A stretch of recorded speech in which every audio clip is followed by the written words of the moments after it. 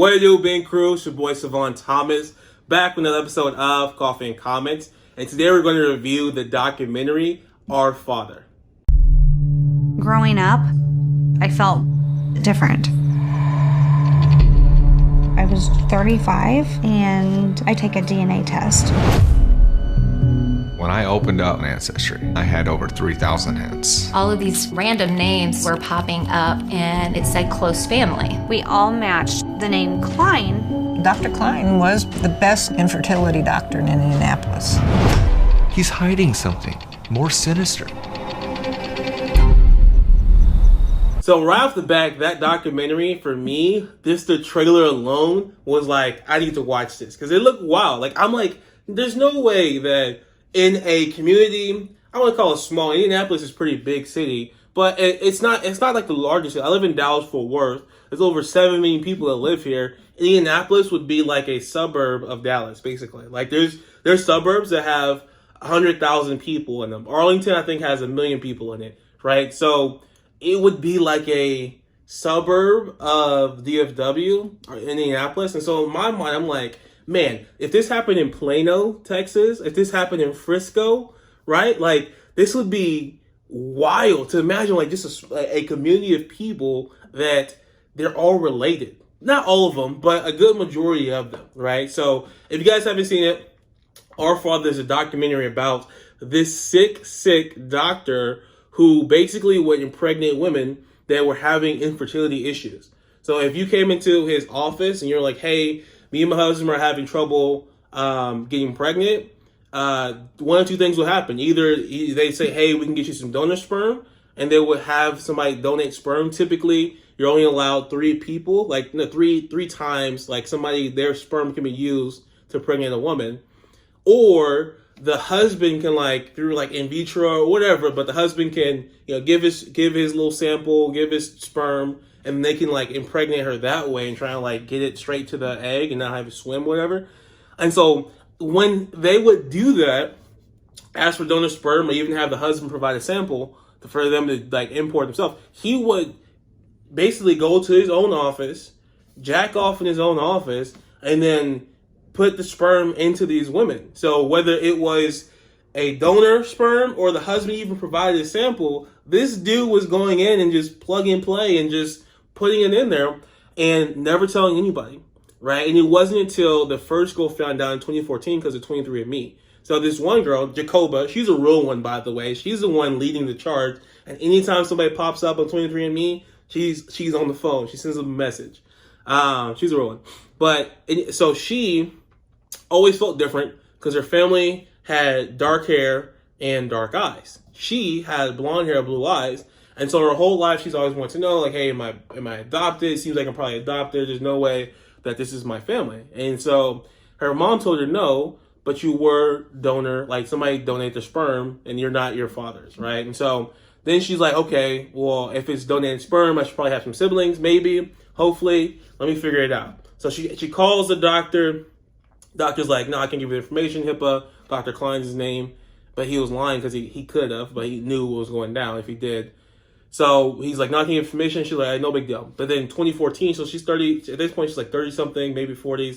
2014, she gets a 23andMe test and notices that there's, not only does she have people on her dad's side that already linked, because 23andMe shows you people that match your DNA that linked, but it shows that it's over 9 people that she's linked to, as half siblings with, right, on her dad's side.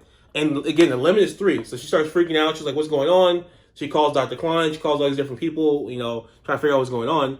And they start to find out that this dude was doing this wild stuff. Again, in Indianapolis, where I don't know how many people, maybe 300,000, 500,000 people.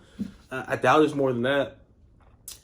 But he is out here, and it's just wild. And so when you watch this documentary, it's just crazy each time a new story develops, right? Because they go through the count. It starts at 1 with Jacoba, and then goes to 5, 10, 16, 20s, 30s, right? And just keeps on going. And you hear all these different stories of these people that their lives were rocked, right? I think after maybe the first 20 people, Jacoba was like, I gotta do this. And so every time somebody pops in 23andMe, she was on that phone. She would say, every time somebody popped up, she was like, I know I'm gonna ruin their life because this ruined my life the day I found out, but I got to do it because people need to know. And so imagine like being in a small town. It's not a small town. Again, Indianapolis is a big city, but imagine being in a city that's like, I don't know, 100,000 people, 300,000 people. For some people that live out in like rural America, that's not a lot. Or excuse me, that's a ton of people. But like, you know, if you live in like a metroplex like DFW, like 100,000 people. I lived in Denton, went to school at UNT, and that's about the same size as Denton, right? So while I was filming this, I did some research. Indianapolis is actually 800,000 people, so it's not that small. It's actually pretty large, right? But still, comparatively, it would be like Arlington is in DFW, honestly.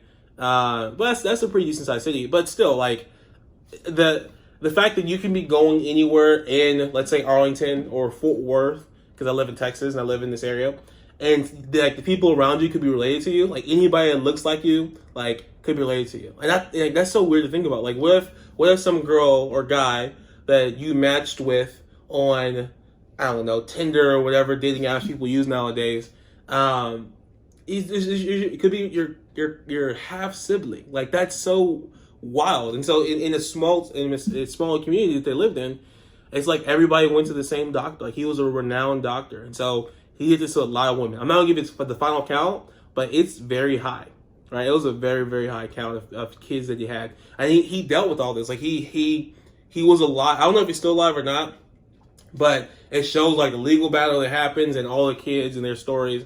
And it's a very wild documentary. Like, when you watch, you're like, man, this could actually happen. Like, I never would have thought in my life about, you know, this being a possibility. You know what I mean? Like, that's something you never think about. Is like, this is something that can happen in the world where a dude will, like, God forbid that I have, you know, problems with fertility, but let's say for me and my girlfriend, future wife, and we go to the doctor and he's like, nah, fam. But the doc, I guess if it was a white dude, then I would immediately know it's not my kid. So I guess that's not really an issue. But anyways, just check it out. It's a really well documentary. It's I don't say well written because it's not written. It's well done. I give this documentary an 8 out of 10. It's really good. It's well done. Everything's put together well. Obviously, they're trying to push for more legislation against doctors because this is messed up. He didn't get in much trouble for this. But you know, it's wild to see what happens sometimes. Not just in America. This could happen anywhere, but in your own, you know, country, and things that happen. So anyways, that's my thoughts, my comments. Thanks for tuning in to the episode of Coffee and Comments. Nothing to lose, I was starving from the start. Now the same cat driving Jaguars.